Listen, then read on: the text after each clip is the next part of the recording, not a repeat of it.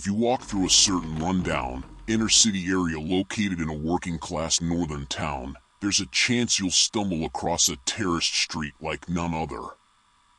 I say there's a chance, but in reality it's a slim one. That's because, technically speaking, Purgatory Street does not exist, at least not in our plane of existence. You won't find it on any maps, and none of the locals will speak about it with outsiders. There are only whispers of its existence in the back rooms of working men's clubs, bingo halls, and greasy spoon cafes. It's taken on a life of its own, however, becoming an urban legend across the towns and cities of the north, with rumors eventually reaching people like me through obscure internet forums. I regard myself as an amateur urban explorer and paranormal investigator. Most of my family and friends say I have too much time on my hands and I'm wasting my life chasing after ghosts and ghouls in abandoned buildings and dark country lanes. And after years of dead ends and disappointments, there were times I thought of giving up my unusual hobby, but then I walked the street and my life changed forever. I would like to say there's some set of rules or magic formula you can follow to visit the street. If there is such a way, nobody's ever been able to identify it. In the real world, the location is wasteland, a gravel-covered empty lot plagued with weeds, rats, and assorted rubbish. It's unclear who owns the land. The council has nothing to do with the site, and no private developer has ever tried to build on it. When you ask the local residents about the land, you'll receive a stony response. It's as if there's a conspiracy amongst the residents to keep this dark secret from the outside world, and they will react with hostility whenever someone like me comes around and starts asking questions. There's no set time or date when you can turn up and the wasteland magically transforms into the paranormal street of legend. Some say that the street chooses you, only allowing a select few to walk its cobblestones. In any case, 999 out of 1,000 times you'll visit the location and find nothing but weeds and piles of dumped rubbish. But, despite numerous disappointments over the years, I kept on returning. I guess there was something pulling me back to that place, and in the end my persistence was rewarded. But, as the old adage goes, you should be careful what you wish for, because you might just get it. It was almost midnight on a cold Saturday evening when the street finally opened up to me. I almost didn't go that night as I was exhausted after working a double shift in my day job, but I still braved the elements and dragged myself out to the site, and when I saw it, my heart almost jumped out of my chest. The strip of wasteland was gone, inexplicably replaced by 2 rows of red brick terraced houses set along a street paved with old-fashioned cobblestones and dimly illuminated by gas lamps. It was as if I was looking back in time, casting my eyes upon a working-class street of the industrial era. But this wasn't what concerned me the most. The entrance to the street appeared as a transparent, liquid-like portal, a doorway to another dimension or plane of existence. I stood there in astonishment for some time, barely believing my eyes as I realized I was looking upon another world. I was briefly distracted by the sounds of joviality and so turned around, looking across the real street where I stood and seeing a young couple staggering along the pavement, presumably returning home after a night out. They looked at me suspiciously, whispering and sniggering to each other as they passed. I realized they couldn't see what I could, otherwise they would have reacted very differently. This vision was only meant for me. I waited until the drunken couple had disappeared from sight before turning back towards the mysterious street. For a moment I was unsure how to proceed. The accounts I read from the few who'd claimed to have visited Purgatory Street were typically vague, and so it wasn't clear how one would enter and exit the supernatural realm. The membrane, or whatever it was, looked inviting, but appearances can be deceptive, and I didn't know whether I could safely cross over and make it back again. Part of me felt like turning around and leaving. I had seen that Purgatory Street did exist after all, and perhaps this was enough. But no, I'd come this far and knew I couldn't give up now. So, I took a deep breath and stepped forward, cautiously lifting my arm and putting my hand through the membrane, watching in astonishment as the surface rippled like a pond of water broken by a dropped pebble. I saw my hand on the other side, relieved that it was still connected to my body. Reassured, I continued to walk, submerging my entire form in the liquid membrane. For a second I couldn't breathe and so feared the worst, but then I emerged on the other side, stepping out onto the cobblestones of Purgatory Street. Relieved, I breathed the air, sensing that it was somehow different to my world, but not really understanding why. Still, it was a case of so far, so good. But now I had crossed over, I needed to make sure I could make it back. Without turning around, I took a step backwards and then another, once again passing through the portal before finding myself back on the real street in the mortal realm.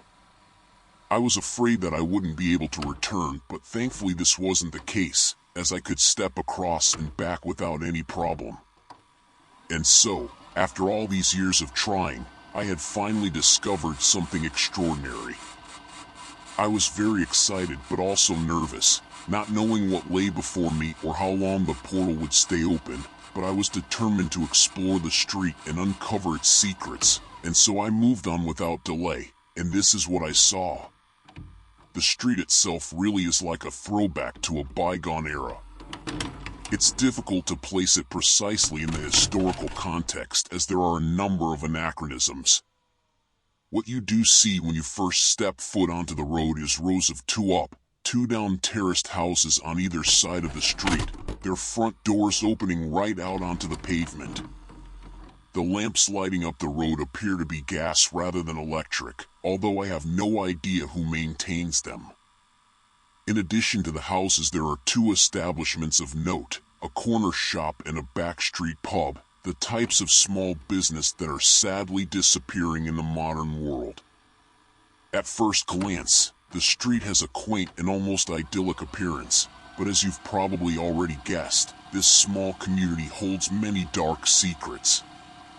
As I've already explained, the top of the street is a portal leading back to our world. The other end, however, well, that was something of a mystery. When I looked down the road, I saw a thick mist beginning just after the last set of gas lamps. It formed a thick membrane that I couldn't see through, and it was disconcerting to think about what lay on the other side of the fog, but this was a problem for later. I walked cautiously down the dimly lit street, feeling increasingly uneasy as I progressed. I had the feeling I was being watched by hostile eyes, and when I looked at the windows of the houses, I swore I could see the dark outlines of shadowy figures standing just behind the curtains. I jumped when I saw a set of curtains twitch as a face emerged from the darkness, a ghostly white, almost inhuman face with black, shark-like eyes staring out at me. I recoiled in horror but couldn't look away. It was as if those devilish eyes were holding me in a trance, and against every instinct in my body, I found myself slowly walking towards the window, listening intently as the creature whispered softly through the glass. It repeated the same line over and over again, its red lips emitting a low and unnatural voice. "You don't belong here. You don't belong here. You do not belong here." It screamed so loudly the 3rd time that I fell backwards onto the cobbles, landing heavily as the creature cackled cruelly at my misfortune.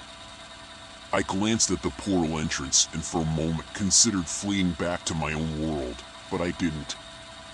In the tales I'd heard and read, paranormal realms such as these were often protected by a harbinger, a supernatural entity tasked with scaring off visitors from the mortal world. They would go out of their way to frighten the likes of me, but the stories say they can't do us any physical harm. I hope the accounts were correct and summoned the courage to stand up and face the beast. "Leave this place," the creature snarled. "No," I replied defiantly, "not until I'm finished." It reacted with anger, its eyes widening and fangs exposed as it hissed like an angry cat. For a moment I thought I had made a terrible mistake as I imagined the beast smashing through the thin glass and devouring me right there on the cobbles. But instead the creature retreated, snarling once again before it disappeared behind the worn curtains. I breathed a sigh of relief as I turned back to the street, reacting with surprise when I saw two figures standing on the pavement watching me closely.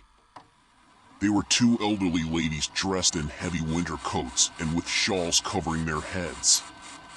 Their hair was white and their skin wrinkled, but the ladies had eyes filled with expression and intelligence.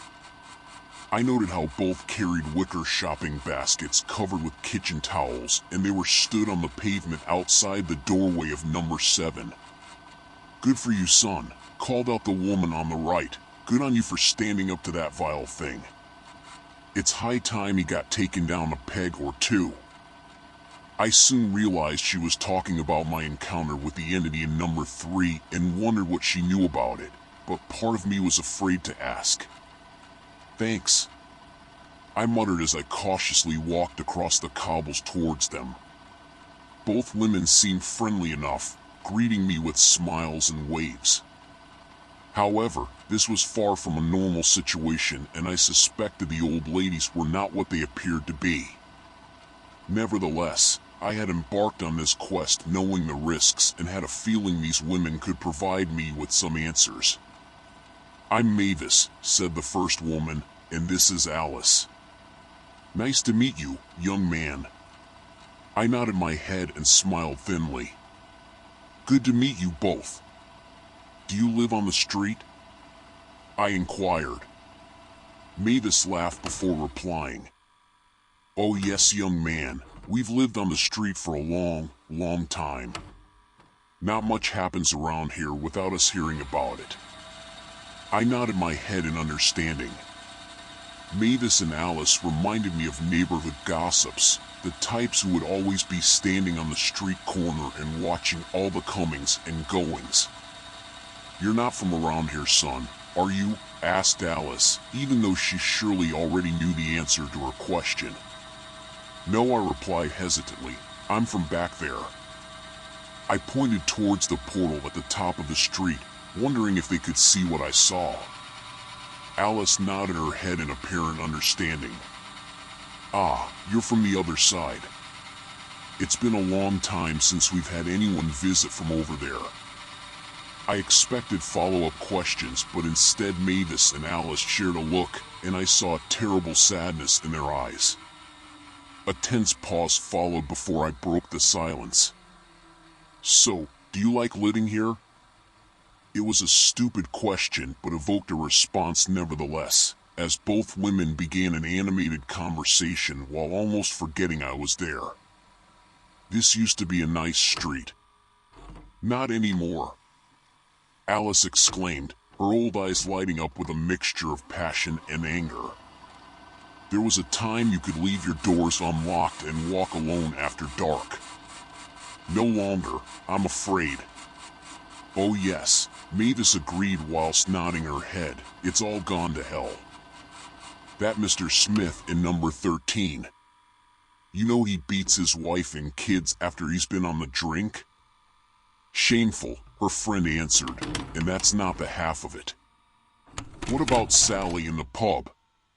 Don't get me wrong, it's a terrible tragedy what happened to her, but now she's really lost the plot." "You're right there. And what about Mr. Rashid?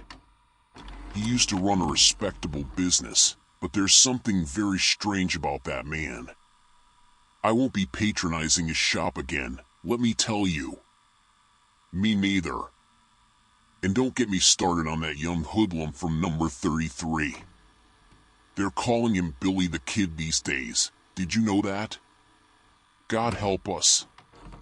He's watched too many of those damn Western films, I suppose. No discipline in that household. They let him run wild, terrorizing the whole street. Where's it going to end?" My tired brain was nearly fried with this deluge of information. I wanted to ask for more clarification about the street and its residents, but fate intervened. I saw the projectile out of the corner of my eye, ducking instinctively as it missed my head by mere inches. Next, I heard glass shattering against the cobblestones. I looked around and saw a young boy of about 11 or 12 wearing shorts, a ruffled shirt, a peaked cap, and with a thick scarf tied around his neck. There was a wickedness in his eyes as he laughed cruelly, although I suspected he was disappointed that the bottle he'd thrown missed its mark. Mavis waved her fist at the boy and shouted in anger, crying, "Damn you, Billy, you're a bloody menace." Alice calmed her friend down, placing a firm hand on her arm before saying, "Come on now, Mavis, let's get indoors before it gets worse." And with that they escaped into number 7, slamming the door shut behind them and leaving me alone on the pavement. Shocked at the lady's sudden retreat, I shot the boy an angry glare, only to be met with a one-fingered salute and more mocking laughter. I lost my temper at this point, shouting, "You little bastard! Come here!" The boy started to run and I foolishly chased after him, not stopping to think that it could be a trap. I saw him darting into a doorway and disappearing from sight. I followed, only briefly looking up to read the sign hanging above the door which read, "Mr. Rashid's Newsagents and Grocers," and I noted the miniature flags, newspapers, and stacked cans displayed in the shop's window. I entered through the door and scanned the shop's interior, frantically searching for the boy but not finding him. But by this time, Billy the Kid was the least of my concerns. There was something very wrong with this corner shop that quickly became apparent to me. The first thing that hit me was the awful smell, one of rot and decay. It was so bad that I almost retched. And then I realized I was being watched. I slowly turned around and saw a man who I guessed was Mr. Rashid, a middle-aged, bearded fellow of South Asian descent. He had a wide, unnatural grin which seemed to be painted onto his face. This was disconcerting, but what really concerned me was the striped apron he wore over his clothes, which I noted was covered in blood stains. But Mr. Rashid ran a grocery shop, not a butcher's. The shop owner greeted me amicably, at least on the surface, although I could tell there was a sinister undertone to his words. "Good evening, sir. Welcome to my humble store. And how may I help you today?" His greeting took me off guard, and for a moment I struggled to find the words to respond. I saw a young boy running in here. He threw a bottle at me on the street. Did you see him come through here?"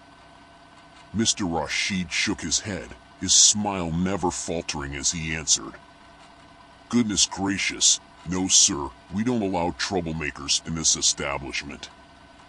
But, since you're here, why not take a gander at our fresh produce and see if there's anything that catches your eye? I guarantee we have the best prices in town." I almost laughed as I looked around the store's interior, soon realizing why it smelt so bad in here. Far from being fresh, Mr. Rashid's stock was in a state of decay, the fruit and vegetables brown and rotten, and the milk sour and curdled. In fact, the entire shop interior was in complete disarray, with the ancient newspapers yellow and crumbling and the label-less cans dented or smashed open. Amazingly, Mr. Rashid seemed totally oblivious to the mess, smell, and general chaos as he continued to stand behind the till with that inane grin on his lips. But I sensed there was worse to come, a terrible secret yet to be revealed. The stench grew worse as I walked down the aisle and towards the back of the store. I spotted an ancient white refrigerator which I guessed was out of order, because my nostrils were hit by the new odor of rotting meat as I approached it. I turned to see Mr. Rashid watching me, a nervousness is now evident behind his otherwise amicable expression. "What's inside here?" I asked hesitantly. The shop owner's smile faltered for the first time as he answered, "Take a look inside if you so wish." I didn't want to open that fridge door, not really, but I felt compelled to do so. Reaching out with a shaking hand, I slowly turned the cold metal handle and pulled the door open, recoiling in horror at what I saw. The shelves inside were packed with rotting meat, the fridge's mechanism broken, and the meat infested with maggots and black flies. But, as disgusting as the sight and smell was, this was not the reason for my horror and revulsion. Because, stacked on the shelves were arms, legs, internal organs, and a human head, its eyes missing from their sockets and its mouth open and full of wriggling maggots. I retched, retreating in utter disgust as I turned away from the revolting scene, and I glared back at Mr. Rashid, whose face was now filled with guilt and shame. I continued to stare at him in disbelief, remaining silent as he stuttered out his confession. "You have to believe me, I'm not a murderer. I never meant for this to happen." He wiped the sweat off his brow before continuing, "I came to this country with good intentions, to start a business and raise enough money to bring my family over. But the pressures, the loneliness, it was too much for me." He pointed angrily towards the dismembered corpse in the fridge. "This man broke into my shop late one night. I caught him in the act stealing from my till. We fought and I guess my anger got the better of me." He lowered his head, no longer able to meet my eye. I knew the police would never believe me, so I vowed to get rid of the body. "Please, sir, you must believe that this was never my intention." Tears were rolling down Mr. Rashid's cheeks as he finished his sorry tale. I was left speechless upon hearing his tragic confession. What did he want from me? Redemption or absolution? I could give him neither. Instead, all I wanted to do was escape from this hellish corner shop, and so I looked past the grieving Mr. Rashid into the door. I feared he wouldn't let me go now I knew the truth, but suddenly there was a distraction as a half-brick smashed through the shop window, showering the interior with shards of sharp glass. Mr. Rashid screamed as if in physical pain, crying, "Leave me be. Leave me alone, damn you." I took the opportunity given to me, running for the door and darting back onto the street, leaving the stench and death behind me. I found Billy there waiting for me, soon realizing that he'd thrown the brick that had smashed Mr. Rashid's window. The kid continued to mock me as he ran down the cobblestones. I followed him, although I no longer felt anger towards the young lad. His brick attack had allowed me to escape from Mr.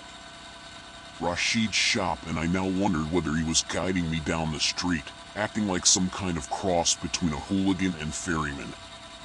In any event, I decided to keep on following the boy, even though I feared where he would lead me. I watched as the lad dashed into a doorway halfway down the street, but I paused before entering, seeing the sign above the door which read, "The Bucket of Blood." The windows were frosted and the swing door closed as the boy disappeared inside. I soon realized that, despite its unappealing name, this establishment served as the local public house, a backstreet boozer of the sort you used to find all over working-class areas. Based on my experiences thus far, I didn't know what to expect when I entered the pub. As soon as the door swung open, I was hit by the smell of tobacco smoke and stale alcohol. Not the most inviting of aromas, but certainly an improvement on the rot and decay in the corner shop. At first glance, the pub's interior was surprisingly ordinary, adorned with wooden fittings, neat little booths, and with a bar stacked with label-less bottles of liquor and beer pumps. The walls were decorated with old black and white photographs of dour-faced workers and their families, and all seemed to stare down at me in a somewhat sinister fashion. The barroom was almost empty, the only patrons being 3 burly men drinking at the end of the bar, all wearing dirty overalls and with hardened looks on their faces as they sipped from their pints. They ignored me as I walked up to the bar and was greeted by the proprietor. "Evening, love. What are you having?" she asked. I looked to the woman serving me, a lady in her mid to late 30s. She was attractive, wearing makeup and with her blonde hair done up in a neat bun. She wore a white lace blouse and dark skirt and shot me a friendly wink and a smile, her eyes green and passionate, although there seemed to be a sadness behind her welcoming demeanor, and I sensed there had been tragedy in her past. Nevertheless, I took the landlady up on her offer, taking a stool and replying, "A pint of bitter, please." "Sure thing, love," she replied with a smile, grabbing a clean glass and pouring my beer. "You're Sally?" I asked sheepishly, remembering the old lady's conversation. "That I am," she replied, "and we've been expecting you, love." "Yeah?" I answered in confusion. "Oh yes, news travels fast on the street, and it's not often we get visitors from the other side." She laid the pint down on the bar in front of me. "On the house, love." "Oh, thank you," I replied. "Not a problem, love. But just remember, this is a local boozer and we're a tight-knit community. We look after our own around here. Now, I'm not saying you're not welcome, love, but just make sure you behave yourself."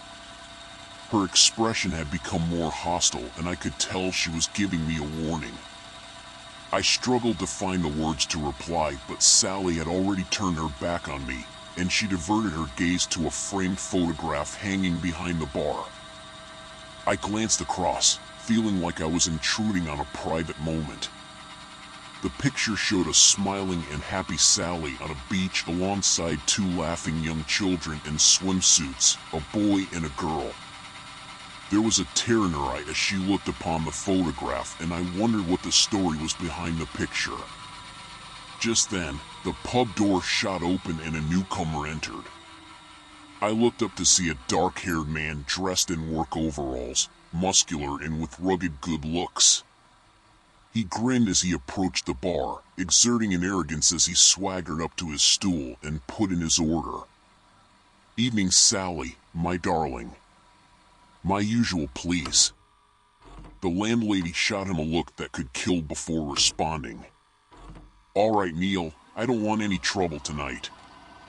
Do you hear me?"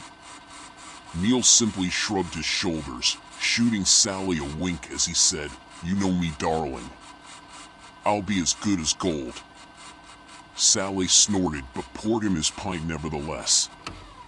I was getting some bad vibes off this bloke and tried to avoid his eye, but Neil looked over at me and started a conversation.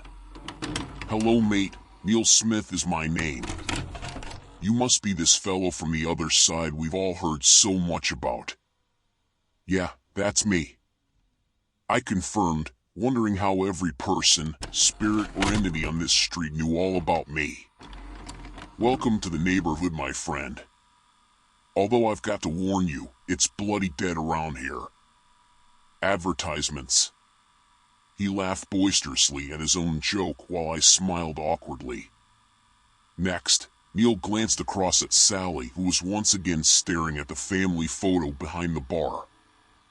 "Still living in the past, Sally," he sneered. "About time you moved on, I reckon." The landlady shot him a furious look and spat out her angry rebuttal, "Go to hell, Smith." She retreated to the back room and Neil smirked cruelly. "Are those her children?" I asked, pointing up at the photograph. "They were," Neil replied. "The poor blighters died in a fire." "Jesus," I swore, suddenly gaining some understanding of the landlady's pain. It was a tragedy, all right," said Neil, shaking his head. "I have kids myself, you know. It would be terrible to lose them like that. Still, you should see what old Sally did to the lad who set the blaze." She got justice for the wee ones. Don't worry about that." He laughed again as he took a gulp from his pint. I saw a sour expression come across his face as he stared at his glass. "How's your pint?" he asked. "Fine," I answered in confusion, although in truth I hadn't touched my drink. "Nah, mate, the beer is off. I'm sick of this piss water. I work hard all day to provide for my family, and this is what I get." "Sally." I was shocked at how angry Neil had become as he descended into a furious tirade over something as trivial as a pint of beer. The landlady stormed out of the back room, meeting her aggressive customer head-on. "What is it now, Smith?" "The pint is off. I want a new one. There's nothing wrong with my beer. Quit complaining." Neil slammed his pint down heavily on the wooden bar, spilling about a third of it liquid, and he snarled his next words through clenched teeth. "Get me a new pint, you bloody bitch." I gasped, astonished at how fast this had escalated, but I watched on as a stone-faced Sally lifted up the pint glass, calmly lifting it above the sitting Neil and emptying the contents over his head. Once Neil recovered from his shock, he launched himself across the bar, reaching out to grab Sally's throat.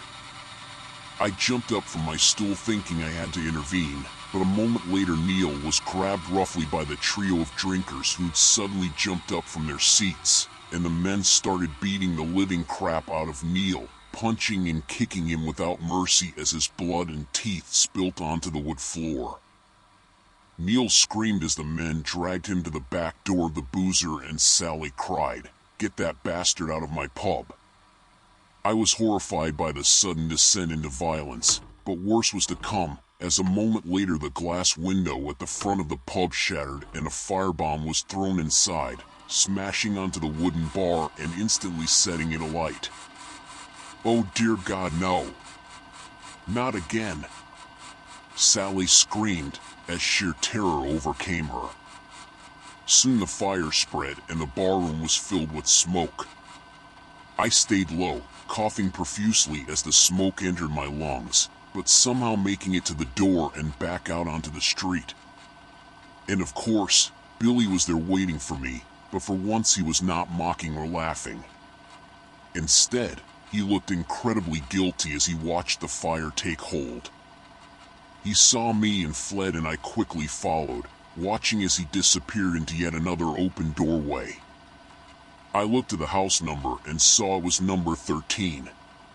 Not a good omen. I stood for a moment on the pavement before a large figure emerged from inside to greet me, and to my surprise it was a face I recognized. Neil Smith darkened the doorway, his previous charm gone as he cast me a disparaging look. I'd just seen him beaten half to death, but now he didn't have a mark on him. What's more, he didn't mention anything about our previous encounter only minutes before, although he did appear to recognize me. "Here you are then," he said without enthusiasm, barely concealing the hostility in his voice. "You best come in then. The missus is about to serve dinner." I didn't want to follow him inside as I'd already seen the man's violent side, but I felt compelled to enter number 13 and face whatever horrors lay inside. What I found surprised me, because I was confronted by an oak dining table where a family sat waiting to eat. There was a boy of about 14 or 15 and a girl under 10. Both bore a passing resemblance to Neil Smith, and so I assumed they were his children. The two children looked up at me suspiciously as their father took his place at the top of the table. No introductions were made, and I felt uncomfortable in their presence. My feelings of discomfort only increased when Neil's wife walked in from the kitchen holding a heavy copper pot in both hands.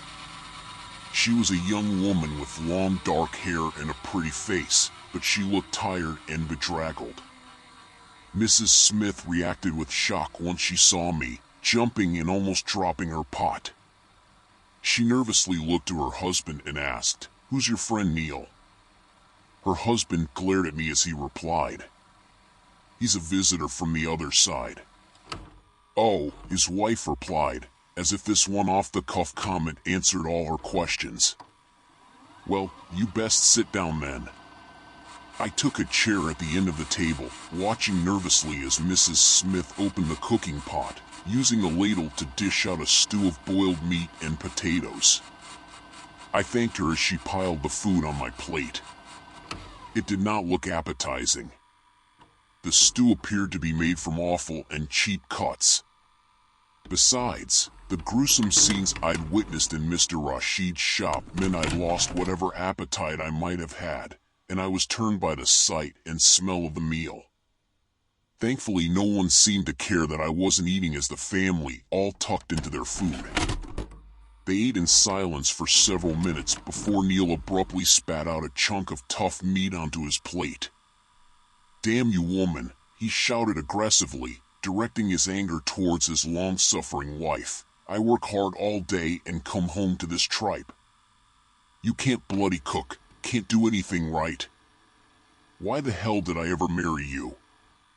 I felt the tension rising inside of the small room and feared where it would lead. Mrs. Smith winced at her husband's cruel words, but there was a spark of defiance in her eyes when she answered him. "Well, Neil, maybe if you didn't spend all our money down the pub, I could afford to buy better food." I could have cheered after hearing Mrs. Smith's witty retort, but I'd seen her husband's bad side and knew he would react with violence. To my horror, I saw his face turn red with fury as he swiped his plate onto the floor and launched himself across the table, grabbing his wife by the throat. The young girl screamed and the room descended into chaos. There was no one to stop Neil's violent attack this time, no one but me. I desperately reached out in an attempt to hold Neil back, but when my hands touched his body, I felt a surge of pain run through me, and I collapsed onto the floor in agony, paralyzed by some unseen force. Meanwhile, Neil continued the brutal attack on his wife, knocking her down and wrapping his enormous hands around her slim neck, strangling her right there on the kitchen floor.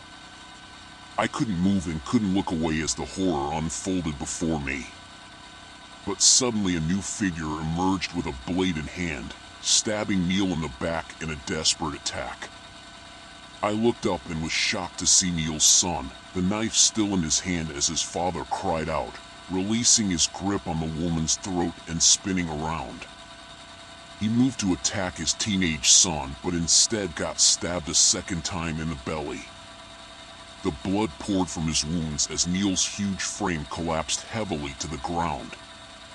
In that instant, I regained control over my faculties, jumping up and running to Mrs. Smith's side. But it was already too late as the life had been choked out of her, her face a ghostly shade of pale and her dead eyes staring up at the ceiling. Her husband/murderer was still alive, however, although barely, as he bled heavily from his deep stab wounds. He looked up at me, struggling to speak his last words before he bled to death. "It wasn't me," he spluttered. "There's a demon inside of me, but now I'm finally free of it." And then he choked on his own blood and closed his eyes. Advertisements. My whole body shook as I tried to come to terms with the shocking violence I'd just witnessed. Instinctively, I looked to the children to see if they were hurt. What I saw was the crying girl being comforted by her older brother. He held out the bloody knife towards me, threatening me as he cried out in fury. "God damn you, outsider! You come to our home to watch our suffering. How dare you? You don't belong here. Get out before I kill you too. Get out!" I looked into the boy's rage-filled eyes and knew he meant it, and so I turned on my heels and ran out the door, soon finding myself back on the street. I felt an intense shame in that moment because I knew Neil's son was right. I had made a great effort to come to this realm and see the horrors it contained. I was a tourist here while they had no choice but to live through the nightmare. I looked to the end of the street and saw Billy up there waiting on me. But the boy was no longer mocking or tormenting me. Instead, he remained silent, his eyes filled with sorrow. I noted how his scarf was gone and there was a thick red mark around his neck. All of a sudden, the tragic stories of the street started to make sense to me. I continued to watch as Billy slowly lifted his arm and pointed towards a house right at the end of the street, directing me to its front door. Despite all the horrors I'd already witnessed, I somehow knew I needed to see whatever was inside and hopefully find some answers to this mystery.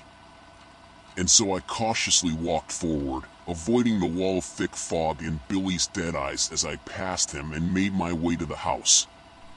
The door was already open and the number on it was 33. When I glanced up, I saw red smoke emanating from the house's chimney, and I believed this was an omen. I hesitated briefly before entering, feeling a cold chill and thinking that perhaps I didn't want to discover what was inside, but I forced myself to do so, as my whole journey had apparently been leading up to this point. I walked into yet another small, terraced house decorated like it was straight out of the 1940s and proceeded to the tiny living room where an elderly man with white hair and a long, disheveled beard sat in front of a roaring fire, its heat warming up the small room. He read from a book which I quickly identified as being a copy of the King James Bible, and by his side lay what appeared to be a full-size wolf, its white fur matching the owner's beard. The beast growled aggressively at me, showing its teeth. I instinctively backed off, but the man calmed his animal with soothing words. Now, boy, that's no way to treat our guest." The wolf returned to its slumber as the man addressed me without looking up from the good book. "Welcome, my friend. Please take a seat." Puzzled yet intrigued, I grabbed a wood-backed chair and sat facing the enigmatic old man, watching him carefully as he continued to read from his Bible. He remained silent for some time before eventually speaking, reading a passage out loud. "If we confess our sins, he is faithful and just to forgive us and to cleanse us from all unrighteousness." He slowly nodded his head, appearing deep in thought before he closed the book and rose from his armchair. Then he carefully placed the Bible on a bookcase beside the fireplace. I glanced up and noted other works of religion and philosophy from throughout history, including the Quran, the Vedas, and the Torah, as well as Plato's Republic and Nietzsche's Beyond Good and Evil. There were many other works too, some I recognized, others I'd never heard of. I imagined holy texts from long-extinct religions and perhaps philosophies from future civilizations still to come. I didn't know who this mysterious bearded man was, a deity or a spirit. Who could say? Regardless, I soon got the impression that he held all the answers I sought.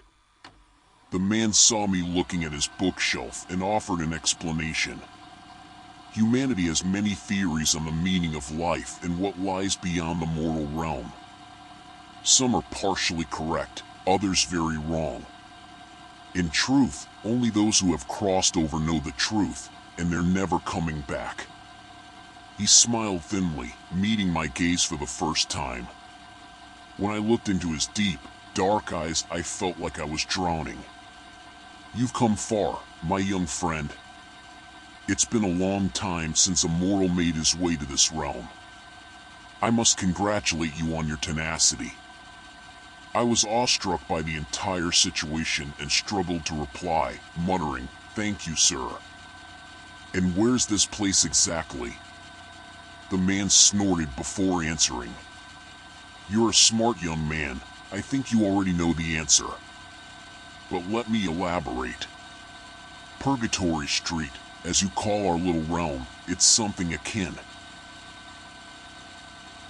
to a halfway house. The spirits living here aren't entirely good or bad.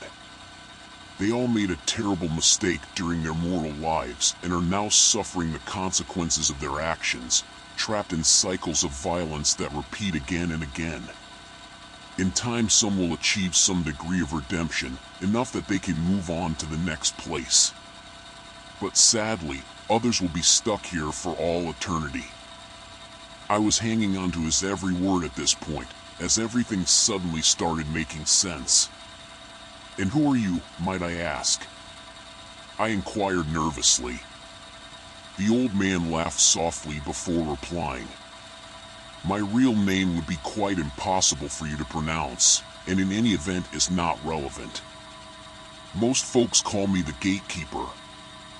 I sit here in this house of brick and mortar, which just happens to be located on the border between two worlds. And I do my best to keep the peace. But this isn't about me, young man, it's about you, and the decision you make next." I felt a cold chill of anticipation as I realized something of great importance was coming. "You have two choices," the Gatekeeper continued. "You can turn around and go back the way you came, returning to your own realm, or..." "Or what?" I prompted impatiently. "Or you can keep on walking, through the wall of fog and onto the next realm."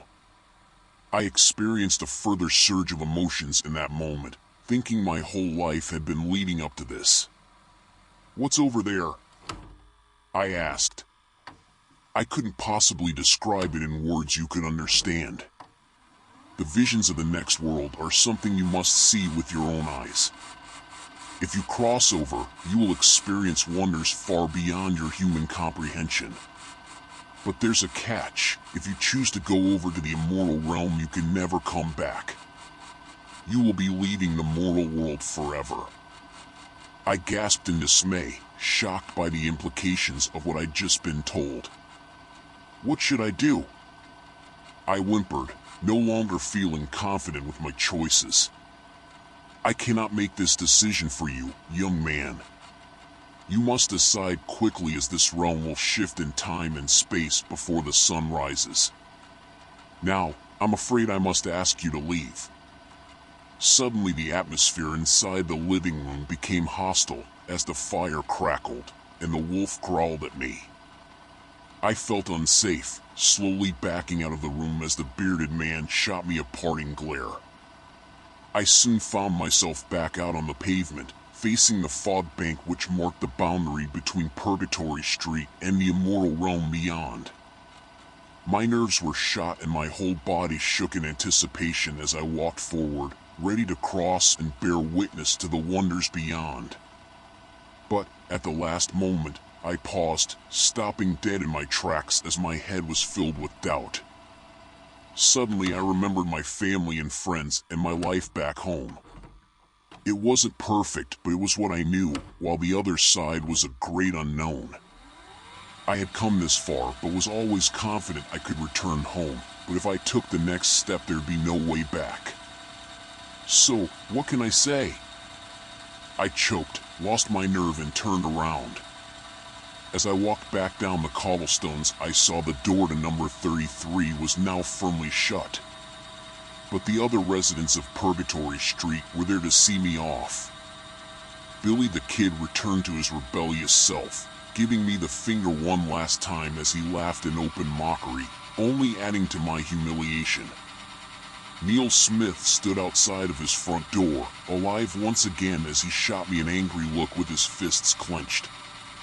Sally was cleaning the windows of her magically restored pub, turning to give me a smile and a wink as I passed. And Mr. Rashid was sweeping the pavement outside of his corner shop, that inane and half-crazed grin on his lips as he wished me a good evening. And finally the two neighborhood gossips, Mavis and Alice, were standing at the top of the road, carefully watching everything that occurred on their home street. I looked up nervously as Mavis met my eye, saying, "So long, son, I doubt we'll meet again." I thought about her parting words as I continued walking, but I suddenly jumped in terror at a foul cackling emitted from number 3. I looked across to see the pale-faced demon staring out at me, its sharp claws scraping against the thin glass window and its black eyes burning with hatred. I feared what the beast would do to me if it got out onto the road, and so I ran the last few yards in a panic. And with that, I stumbled back through the transparent portal and returned to my own world, instantly feeling a huge regret as I found myself back in the rundown neighborhood just as the sun rose on the far horizon. I turned around and saw Purgatory Street was gone, replaced by the sadly familiar, rubbish-strewn wasteland. And my heart broke because I knew my adventure was over. So, that's my story, and this is the first time I've ever told it. It's been many years since my visit to the street, and my life has gone downhill ever since. I've lost family members and friends, jumped from one unsatisfactory job to another, and have become unfulfilled and unhappy. I think back to that fateful night every day, wondering what might have been. And I regret my decision back then, realizing that I'd gone so far in my journey of discovery only to lose my nerve at the last moment. But it won't happen again. I return to that spot every night, hoping against hope that Purgatory Street will reappear and allow me to cross back over. I've had many years of disappointment, but one day my persistence will pay off. I will walk the street again, and this time I'm not coming back. Wish me luck, my friends.